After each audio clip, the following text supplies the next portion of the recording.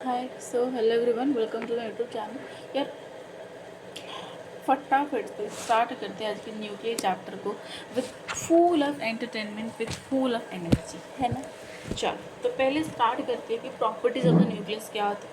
देखो यार, न्यूक्लियस की प्रॉपर्टी होता है कि न्यूक्लियस एक आई कैन से एक सेंट्रल कोर है जो एटम के बीच में रहते हैं। अगर मान लो कि मैं एक एटम बना दिए और यहाँ पर तुम्हारी न्यूक्लियस प्रेजेंट होगा, ठीक है। तो this part is called as a nucleus, ठीक है। तो ये तुम्हारे न्यूक्लियस होता है। दी मान लो कि एक सेकेंड, हाँ। सो कॉन्स्टिट्यूएंट्स ऑफ न्यूक्लियस क्या होते हैं? कॉन्स्टिट्यूएंट न्यूक्लियस होते हैं which is made up of two particles which is protons and neutrons. Protons is positively charge and neutrons is negatively charge, sorry neutral is which is neutral by charge, ठीक है। अगर हम neutral को देखें तो उसमें दो चीज़ें होगा, एक तो पॉजिटिव चार्ज भी होगा, नेगेटिव चार्ज भी होगा। That is not our consideration, that is not our topic, okay. Now अगर हम बात करेंगे number of nucleus present in a nucleus is equal to mass number which is denoted as A and number of proton which is denoted as Z. No two elements that are different can have the same atomic number. ऐसा कोई भी element नहीं है जो same atomic number denote करते हैं, लेकिन उसकी वो एलिमेंट दोनों अलग अलग होंगे। और इस तरीके से हम ये भी नहीं कह सकते कि ऐसा कोई भी एलिमेंट नहीं होगा जिसका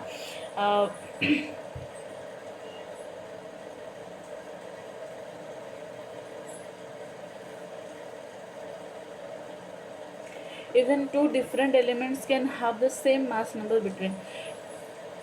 ये लेकिन देखो, ये हो सकता है कि अगर वो दो एलिमेंट अलग अलग ही तो उनके पास जो हो सकता है same number of I can से same number of mass number present हो सकता है, लेकिन ऐसा कभी भी नहीं होगा जब दोनों एलिमेंट अलग अलग होंगे और उन दोनों के बीच में आई कैन से उन दोनों वो जो एलिमेंट है वो जो अलग अलग होंगे और उन दोनों की एटॉमिक नंबर सेम होगा। क्योंकि हमें अच्छे से पता है कि एटॉमिक नंबर जो होता है वो ज़्यादातर डिपेंड करता है कि हमने किस तरीके से एलिमेंट लिया है और वो किसके ऊपर डिपेंड करता है, ठीक है। अगर हम बात करेंगे अभी रिप्रेजेंटेशन ऑफ न्यूक्लियस की, तो हम एक न्यूक्लियस को इस तरीके से डिनोट करते हैं which is like Z A X। तो यहाँ पर जो ए है, ये तुम्हारे मास नंबर होता है जिसमें आई कैन से तुम्हारी number of nucleon mass number of nucleon present होते हैं। और ये तुम्हारे जेड जो होते हैं वो तुम्हारे एटॉमिक नंबर होता है। अभी अगर हम बात करेंगे कि जितना ज़्यादा more the number of nucleons more is the mass number, यानी कि जितने ज़्यादा हमारे पास न्यूक्लियॉन्स प्रेजेंट होगा उतना ज़्यादा हमारे पास मास नंबर प्रेजेंट होगा, आई कैन से उतना ज़्यादा हमारे पास ए होगा। और आई कैन से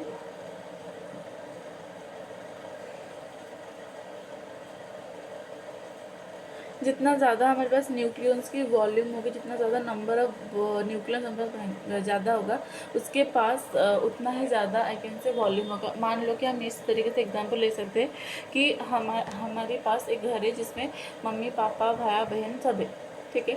मान लो जब हमारे मम्मी पापा अकेले थे तो उनमें एक किचन वाले रूम में भी वो they are going to be settled.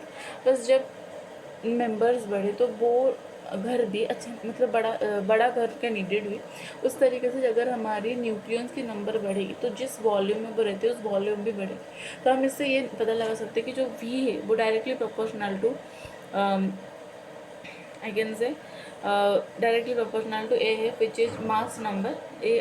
ए को एरिया मास समझ लें, जो मास नंबर। और इस तरीके से हम ये भी बता सकते हैं कि जितना ज़्यादा हमारे पास मास नंबर ऑफ न्यूक्लियस हो, मास ऑफ द न्यूक्लियस जितना ज़्यादा होगा उतना ही हमारे पास मास नंबर भी होगा। तो हमें से ये पता लगता है कि डेंसिटी जो होता है मास अपन वॉल्यूम वो कभी भी मास नंबर के ऊपर डिपेंड नहीं करता, वो independent of the mass number होता है। तो हमने अगर एफ पॉइंट में लिखना चाहिए कि हमारी जो वॉल्यूम है वो डायरेक्टली प्रोपोर्शनल टू, एक सेकेंड, मान लो कि हमने अब लिखना चाहिए कि जो वॉल्यूम होता है वो डायरेक्टली प्रोपोर्शनल टू ए है। तो वी को हम दिखा सकते हैं 4/3 pi R cube is directly proportional to A. तो हम यहाँ पर ये भी लिख सकते हैं कि जो आर है वो inversely proportional to A to the power 1/3 है। ये ज़रा देखिए, ये देखा। अगर अभी हम अपन ने मान ही लिया कि यार ये जो आर, ये जो प्रोपोर्शनलिटी कांस्टेंट इसको अगर हम हटा लेंगे, so R is equal to R naught A to the power 1/3। देखिए ज़रा, देखिए, तो अगर हम यहाँ पर ये निकालेंगे कि जो आर नॉट की वैल्यू वो कितनी होती है, नहीं जो आर नॉट होती है, इस आर नॉट को अपन लिखते हैं 1.2 फॉर मी। ठीक है, तो अब अगर अपन नेक्स्ट पॉइंट में लिखना चाहें तो अपन ये इसको दिखा सकते हैं कि जो ए होता है ये तुम्हारी मास नंबर होता है, ये तुम्हारे आर नंबर को 1.24 में होता है। तो जब हम ये ख़त्म कर लेते हैं हमारे पास और दो टर्म आते हैं, और कुछ टर्म्स आते हैं like isotope, isobar and isotone. Let me introduce first all of you that कि what do you mean by isotope, what do you mean by isobar and what do you mean by isotone. So let us discuss first about isotope. तो isotope का मतलब ये होता है जो element का atomic number है वो सेम होता है बगैर उसकी एटॉमिक मास। तो एटॉमिक मास यानी कि अगर हमने एक एलिमेंट लिए जिसका मास नंबर ए है और एटॉमिक नंबर जेड है, तो हम बता सकते हैं कि अगर एक एलिमेंट का आइसोटोप हमें बनाना है तो वो एलिमेंट का एटॉमिक नंबर सेम ही होगा, यानी कि अब हमें यहाँ पर कॉम्प्लीमेंट्री बनाना है कि जेड।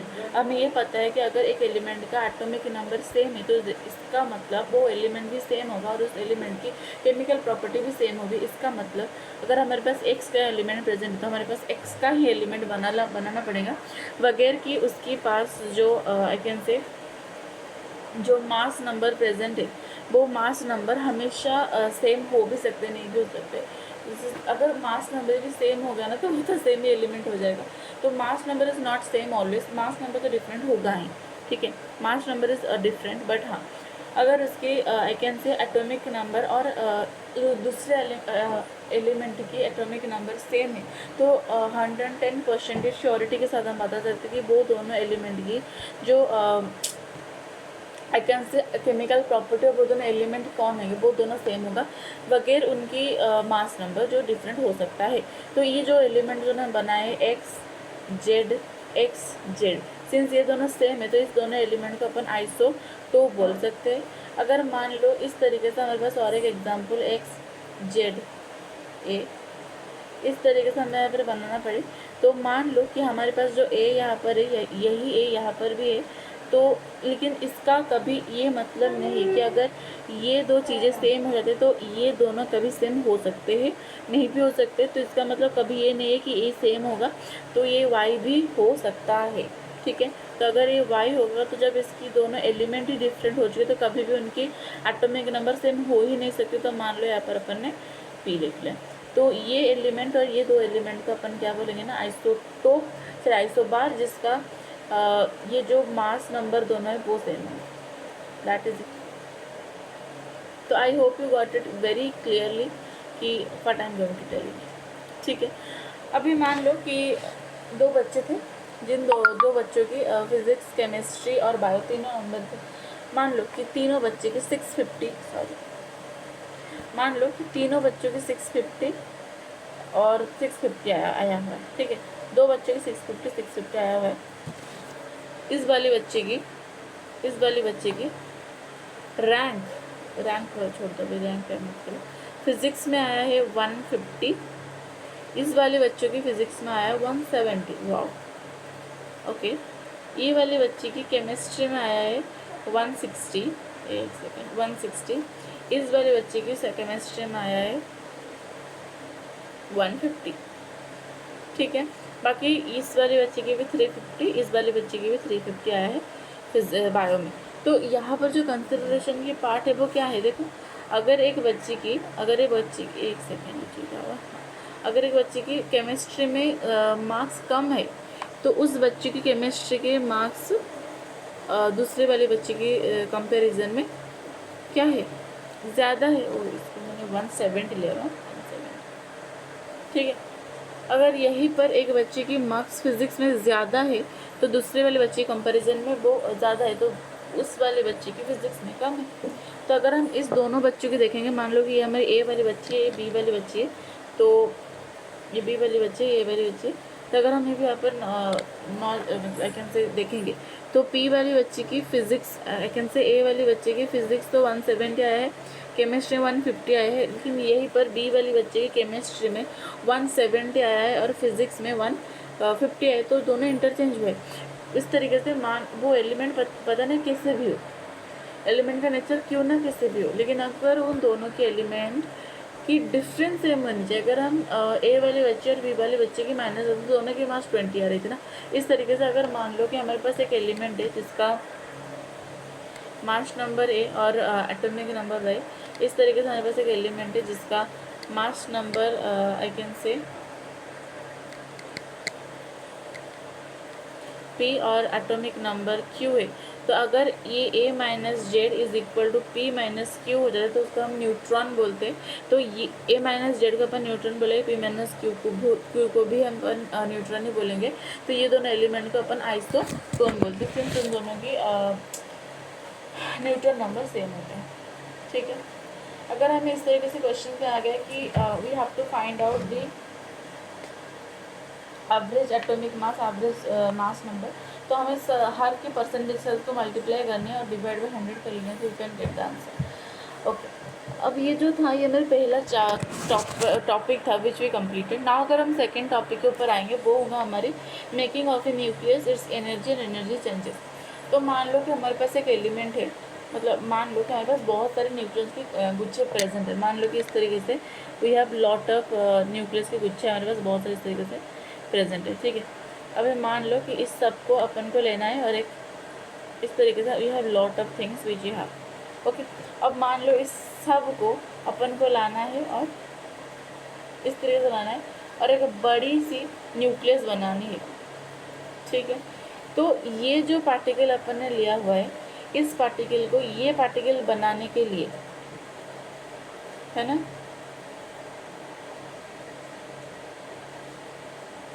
चलो मैं तुम्हें और अच्छे से समझाती हूँ, इसको और अच्छे से समझा दे। मान लो कि हमारे पास दो आई कैन से दो न्यूक्लियन प्रेजेंट है जो आई कैन से इतना दूर में है, आई कैन से वो इनफाइनाइट दूर में है, जिनकी वजह से ना पहली वाले न्यूक्लियस सेकेंड वाले न्यूक्लियस के ऊपर कुछ फोर्स पका पा रहा है और ना ही सेकेंड वाले न्यूक्लियस फर्स्ट वाले के ऊपर कुछ फोर्स पका पा रहा है।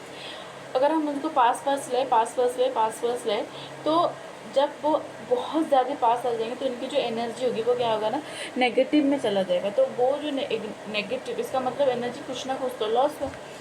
मान लो कि हमारे पास इस तरीके से दो न्यूक्लियस है जो बहुत दूर में प्रेजेंट है। ठीक है, एक सेकेंड, मान लो कि हमारे पास दो न्यूक्लियस है जो बहुत दूर में प्रेजेंट है। ठीक है, तो बहुत दूर में सिंस वो दोनों प्रेजेंट है, सिंस वो बहुत दूर में प्रेजेंट है तो उनके बीच में जो डिस्टेंस है, सिंस वो इनफाइनाइट डिस्टेंस हमारे पास प्रेजेंट है, तो उन दोनों के बीच इससे कोई फोर्स लग ही नहीं रहा था। लेकिन हमने क्या किया ना, तो इन दोनों की जो एनर्जी है वो ज़ीरो है। अगर हमने ये वाले जो न्यूक्लियस उसको पास लाए, ये वाले न्यूक्लियस के ऊपर ने पास लाए, तो एट अ टाइम क्या होगा ना, एक अट्रैक्टिव फोर्स इन दोनों के बीच एग्जिस्ट करने लग जाएगी। इन दोनों के बीच एक अट्रैक्टिव फोर्स आना शुरू हो जाएगी जो इन दोनों को इसको इस डायरेक्शन में अट्रैक्ट करना शुरू कर लेगी, यानी कि इन दोनों के बीच एक अट्रैक्टिव फोर्स आना स्टार्ट हो जाएगी। ठीक है, इस तरीके से एक अट्रैक्टिव फोर्स आना शुरू हो जाएगी एंड इसकी वजह से क्या होगा ना, इनकी जो एनर्जी जीरो था वो एनर्जी -1 हो गया। आई कैन से माइनस में चला जाएगा ना, एनर्जी लॉस होगा, क्योंकि हमें पता है जब एक अट्रैक्टिव फोर्स रखते हैं वो स्टेबिलिटी गेन करते हैं, और जब स्टेबिलिटी रहता है एनर्जी लॉस होता है, तो वो जो एनर्जी लॉस हुई तो वो एनर्जी कुछ तो लॉस होगा ना, जो वो एनर्जी लॉस हो गई तो उसको अपन बाइंडिंग एनर्जी बोलते हैं। तो ये जो एनर्जी डिक्रीज हुई उसको अपन बाइंडिंग एनर्जी बोलते हैं। और इस एनर्जी के कारण अगर हम बात करेंगे कि हमारे पास बहुत सारे न्यूक्लियस प्रेजेंट था और हमने उसको एक ही न्यूक्लियस बना ली, तो there is a mass which is decrease.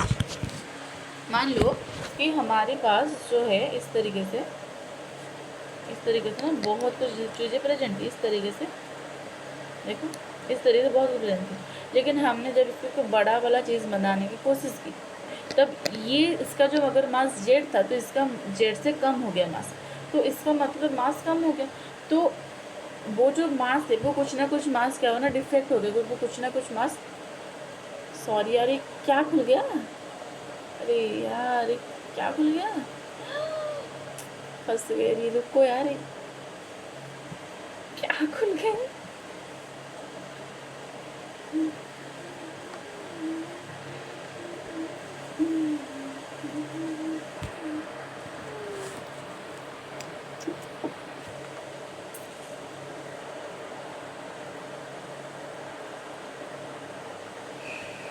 रुको भाई, पता नहीं क्या खोल दिया हमने।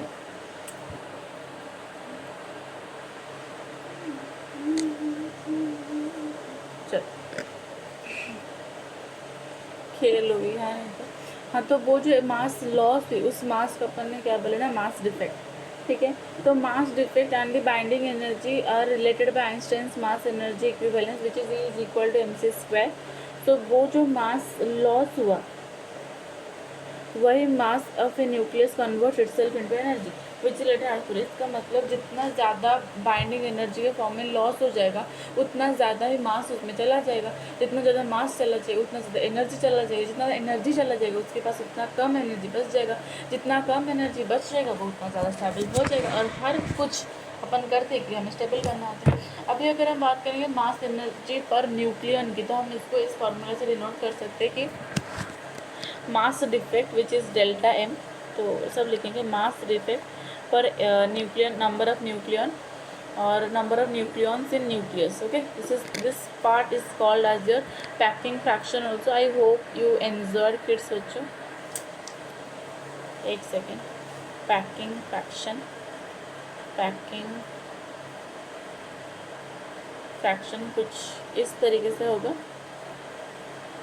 ठीक है, अभी अगर बात करेंगे बाइंडिंग एनर्जी पर न्यूक्लियन के बारे में, तो बाइंडिंग एनर्जी पर न्यूक्लियन कुछ इस तरीके से होता है, बाइंडिंग एनर्जी अपन ए।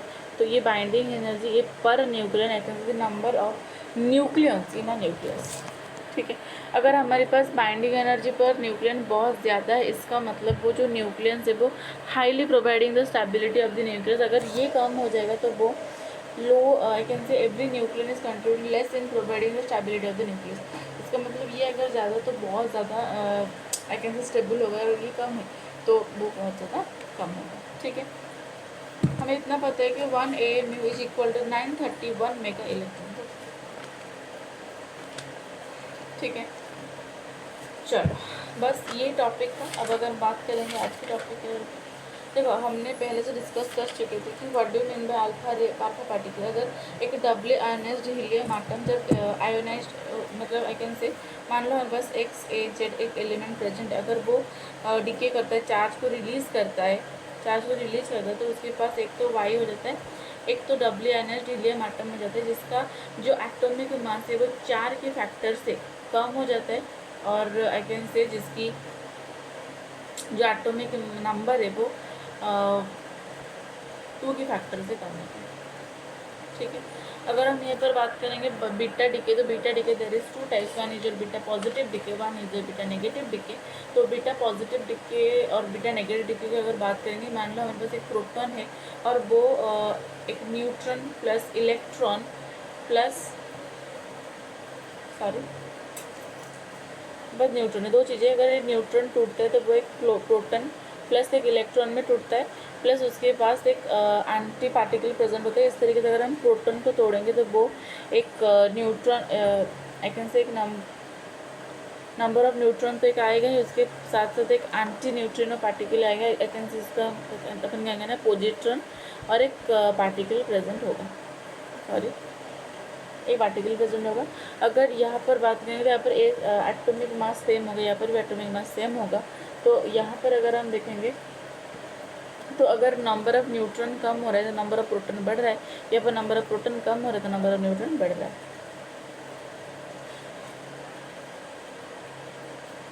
अगर हम बात करेंगे बीटा नेगेटिव डिके में, तो वहाँ पर Z+1 से बढ़ता है, यहाँ पर एटॉमिक नंबर जो होता है वो -1 से बढ़ता है।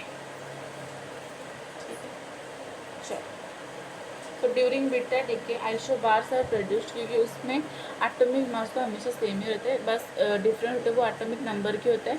जो बीटा पॉजिटिव में -1 से घटता है और बीटा नेगेटिव में +1 से बढ़ता है। ठीक है, चलो, अब अगर हम बात करेंगे गामा डिके के बारे में, तो गामा डिके में there is no changes in element. Atomic mass भी सेम होता है, एटॉमिक नंबर भी सेम होता है, यानी कि अनुपमा का बेटी अनुपमा ही बनेगी। इसका मतलब प्रथा की बेटी प्रार्थना ही बनेगी। इसका मतलब क्या तुम सब समझ पा रहे हो? शिवन्या की बेटी क्या बनी? क्या था नागिन टू की नाम? ओ सॉरी, शागिन। शागिन टू की नाम क्या था? भूल गए मैं। तो शिवन्या की और क्या था भाई? याद नहीं मेरे को। कोई नहीं, देखो याद है। न्यूक्लियर, अच्छा, nucleus comes from high energy to low energy ability gamma radiation. तो इसमें क्या होता है ना, गामा रेडिएशन होता है, उधर एक हाई एनर्जी से वो लो एनर्जी को मतलब अगेन से चलाता है, ठीक। तो अगर हम alpha particle, beta particle, gamma particle comparison लिख ले, तो अल्फा पार्टिकल का अर्थ है डबली आयनाइज हीलियम आयन होता है, तुम्हारे बीटा पार्टिकल इलेक्ट्रॉन होते हैं, गामा पार्टिकल इलेक्ट्रोमैग्नेटिक रेडिएशन होता है। अगर हम अल्फा पार्टिकल के मास देखेंगे तो वो 4 होता है, इलेक्ट्रॉन के मास देखेंगे तो वो 9.1 एंड 10⁻31 kg होता है भाई। रेडिएशन में तो ये मास होता ही नहीं है। चार्ज देखेंगे तो अल्फा पार्टिकल के +2, इलेक्ट्रॉन के -1 और गामा पार्टिकल की 0।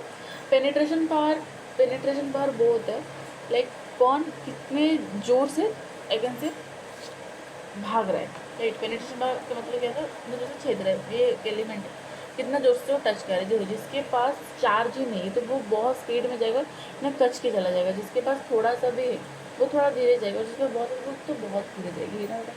तो अगर हम इस तरीके से देखेंगे तो अल्फा पार्टिकल का पेनिट्रेशन पावर तो सबसे कम होगा, गामा पार्टिकल का सबसे ज़्यादा होगा, गामा रे की सबसे ज़्यादा है। लेकिन अभी अगर हम बात करेंगे आयनाइजेशन पावर का मतलब ये है जिसके पास होगा वो देगा।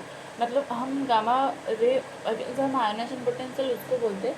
अगर मान लो कि अपन एक चट्टान के ऊपर लाइट पकाएंगे, लाइट गिराएंगे, तो वो कितना उस चट्टान को लाइटिंग कर पा रहे। अगर हमारे पास बहुत पावरफुल लाइट होगा तो वो बहुत जगह को लाइट कर पाएगा ना। अगर हमारे पास छोटू सा 5 रुपये वाली लाइट होगी तो वो 5 रुपये वाली ही काम दिखाएगी उस तरीके से। अगर हम बात करें तो जिसके पास, इसका मतलब ये है कि आयनाइजेशन मतलब है चार्जिंग करवाना। जो जितना चार्ज होगा वो दूसरे को उतना चार्ज करवाएगा, राइट। अगर अल्फा रे जो है वो बहुत ज़्यादा से चार्ज होगा तो वो बहुत ज़्यादा चार्ज करवाएगा। अगर बीटा होगा तो बीटा ज़्यादा चार्ज करवाएगा। गामा के पास तो कुछ है नहीं तो वो किसको तुम्हारे पास पैसा होगा तो तुम किसी को दोगे ना, तुम्हारे पास खुद ही कुछ नहीं हो तुम किसको दोगे? समझ में आए? तो दैट इज़ द पॉइंट। अगर हम बात करें इलेक्ट्रॉन कैप्चर, तो इलेक्ट्रॉन कैप्चर एक रेडियो एक्टिव प्रोसेस होता है जो न्यूक्लियाई के द्वारा दिखाते हैं। इसका मतलब जो प्रोटॉन की न्यूक्लियस होता है और जो न्यूट्रॉन की न्यूक्लियस मास से ज़्यादा होना चाहिए, नंबर उनसे ज़्यादा होना चाहिए, but does not have enough scatter energy to show beta positive बीके। मतलब उसके पास उतना ज़्यादा नहीं होगा कि वो एक से बीटा पॉजिटिव के शो करवा पाएगा। तो वो क्या करिए ना, पास वाले से चुरा कर ले आएगी। मतलब वो अपने पास वाले ऑर्बिट से, मान लो इस तरह से घूम रहे हैं, यहाँ पर प्रोटॉन प्रेजेंट है, वो भी चाहता है कि बेचारा कि भाई मैं भी दिखाऊं, मतलब बीटा पॉजिटिव दिखे। वो नहीं दिखा सकती क्योंकि ये उसके पास है ही नहीं। हमारी नेशन में कोई लोग नहीं, कोई भी नहीं चाहता कि यार मैं चोरी करूँ। इफ़ यू कैन टेक समन कि यार तो क्या बड़े, कोई कहता है मैं डॉक्टर बनेगी, कोई कहता है मैं इंजीनियर बनेगी, कोई कहता है मैं एक्टर बनेगी, कोई कहता है मैं सिंगर बनेगी, कोई कहता है मैं डांसर बनेगी, बट कोई नहीं कहता कि मैं चोरी करूँगी। लेकिन स्टिल हेयर चोरी इज़ देयर क्योंकि कोई जानबूझकर नहीं चोरी नहीं करता। इस तरीके से ये भी नहीं चाहता कि मैं कुछ करूँगी। हर कोई बस अपनी लाइफ में स्टेबल होते हैं, बस हर कोई। देखो तुम चाहते हो पैसा कमाना कि तुम अपने मज़े में रहना चाहते हो, लेकिन हर कोई लोग ये चाहता है कि मैं खुश रहना चाहती हूँ। हर कोई खुश नहीं रहना चाहता, हर कोई चाहता है कि उनकी शांति, हमें 2 टाइम बस खाने को मिल जाए उससे हम खुश हैं। There is so many of people who wants to say I can say stay like this. तो चाहते बस हमें कुछ मिल जाए और हम रह जाएंगे उससे, जो इस कंट्री में नहीं। इसलिए हर कोई इंसान मतलब चोरी कर रहा है या कुछ भी कर रहा है, but this is not point. I telling is that कि इस उस तरीके से यहाँ पर जो तुम देख रहे हो इसके पास ही वो चीज़ नहीं है, तो वो भी चाहता है कि यार मैं भी करूँ, मुझे कुछ दे दो भाई, मैं भी करना चाहती हूँ यार, मुझे खुश नहीं लगता, मैं भी कुछ करूँगी। तो वो क्या करते हैं, वो भी चाहते हैं कि बच्चे वो कुछ करे, तो वो क्या करेगी अपने पास वाले से चुरा लेगी और डील कर लेगी। मतलब न्यूट्रॉन तो उसके पास होगा इलेक्ट्रॉन, तो प्रोटॉन और न्यूट्रॉन इलेक्ट्रॉन मिलकर न्यूट्रॉन बन जाएंगे। तो हर कोई खुश नहीं करता। I am not telling there is some person who do not do it, करते, जिनके पास मतलब कोई ऐसे होता है ना जिनके पास बहुत पैसा हो जाता है तो वो कुछ भी करते, वो ठीक नहीं है, वो गलत है। लेकिन हमारी जो कंट्री है वो क्या करते हैं भाई, जिनके पास पैसा है, जिनके पास पैसा नहीं है बस। हमारे मम्मी पापा आज क्या करे, पैसा को सेविंग कर रहे, बट खैर छोड़ो, वो डिफरेंट पार्ट है, सो ये होता है ना। हाँ, और जो अपन तो ये होता है इलेक्ट्रॉन कैप्चर। इलेक्ट्रॉन कैप्चर के लेयर प्रोटॉन था, इलेक्ट्रॉन था मिलकर क्या बन गया ना, न्यूट्रॉन। ये होता है तुम्हारी इलेक्ट्रॉन कैप्चर। तो अब अगर हम बात करें न्यूक्लियर फोर्स के बारे में, तो न्यूक्लियर फोर्स एक स्ट्रॉन्ग फोर्स होता है, generally attractive force that exist between two nucleus, between the nucleus of A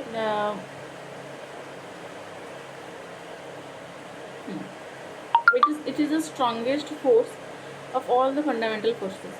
Strong nuclear force is the core reason for the stability and existence of a nucleus, because without it only repulsive electrostatic force would have existed between the protons. It is a short range force, do not act outside the nucleus, range is in 10 to the power minus 15। तो ये होता है, इसका जो range है वो छोटा है, वो कभी न्यूक्लियस से बाहर नहीं जा सकता, उसका रेंज जो है वो 10 to minus 15 मीटर का होता है। Does not follow inverse square law like electrostatic and I can say gravitational force। okay, let अगर मान लो कि जब वो बहुत दूर में होगा, जब 0.8 डिग्री तक वो अट्रैक्ट करते जाएगा, उससे ज़्यादा अगर रेडियस होगा तो वो अट्रैक्ट कर रहा है, अट्रैक्टिव फोर्स होगा, फर्मी मीटर से ज़्यादा होगा तो वो अट्रैक्ट करेगा। लेकिन जब उससे कम हो जाएगी, उससे कम होते जाएगी तो वो जब 0.8 है तो उतनी बहुत जब रिपेलिंग, उससे ज़्यादा तो बहुत से बहुत रिपेलिंग करना शुरू करेंगे। और जब वो रिपेलिंग फोर्स 0.4 होता है तब एकदम ह्यूज एक्सप्लोजन होता है, टूट जाते हैं, न्यूक्लियस ही टूट जाते हैं। ठीक है, तो nuclear force is charge dependent, तो FN चार्ज इंडिपेंडेंट। यस, तो न्यूक्लियस के बीच जो फोर्स होता है, न्यूक्लियस प्रोटॉन के बीच जो फोर्स होता है, प्रोटॉन के बीच तो सब सेम होता है। So it has a structural properties after an extent of a nucleus will not be able to apply nuclear. हाँ, और हम बात करें मिजॉन्स के बारे में, तो हमारे पास 3 तरह के होते हैं, पाई प्लस, पाई नेगेटिव और पाई ज़ीरो। तो पाई ज़ीरो मान लो कि हमारे पास इस तरीके से, देखो मैं तुम्हें बस तुम्हें याद करवाने की एक ट्रिक बताती हूँ, बाकी तुम देखना यहाँ पर। देखो मान लो कि ये तुम्हारी प्रोटॉन है, ये तुम्हारे न्यूट्रॉन है, तो ये प्रोटॉन है, ये न्यूट्रॉन है। ठीक है, तो ये मतलब आई कैन से ये प्रोटॉन है, ये न्यूट्रॉन है, तो ये इसको क्या देगा, कुछ नहीं देगा, पाई ज़ीरो देगा, ये तो क्या देगा, कुछ नहीं, पाई ज़ीरो देगा। लेकिन यहीं पर मान लो कि हमारे पास जो है यहाँ पर प्रोटॉन है, यहाँ पर इलेक्ट्रॉन है, सॉरी न्यूट्रॉन है, तो ये इसको बनाने के लिए क्या देगा, पाई नेगेटिव पाई सॉरी ये इलेक्ट्रॉन है ना बेटा, तो न्यूट्रॉन बनने के क्या देगा, पाई, ये पाई पॉजिटिव देगा इसको, तो ये इसको क्या देगा, पाई नेगेटिव देगा, पाई पॉजिटिव देगा, है ना। और ये इसको क्या देगा, पाई नेगेटिव देगा। ये से कुछ नहीं, बस तुम मानते के लिए चलना। ठीक है, तो nucleus are made up of, अभी अगर हम न्यूक्लियस को तोड़ेंगे तो वो भी सब एटॉमिक पार्टिकल से बनता है, लाइक जो तुम्हारी ऑफ क्वार्क्स, डाउन क्वार्क्स, ये सब होता है। ठीक, तो चार्ज जो होता है +2e/3, अगर हम देखें तो ऑफ क्वार्क अपन +2e/3 लेते हैं, डाउन क्वार्क अपन -2e/3 लेते हैं। हमारे जो प्रोटॉन प्लस ये होता है, तो मान लो कि हमारे पास एक ऑफ क्वार्क है 2e/3 plus 2e/3 minus e/3, तो हमें ये e बनाना ही है। ठीक है, तो अब इस कर लेंगे तो बन जाएंगे। अगर हमें न्यूट्रॉन बनाना है तो +2e/3 माइनस 2e/3, तो इसका अपन कैसे बनेगा ना, -e/3 प्लस -e/3, यानी कि ये तुम्हारा डाउन क्वार्क है, ये तुम्हारा डाउन क्वार्क है, दैट इज इट।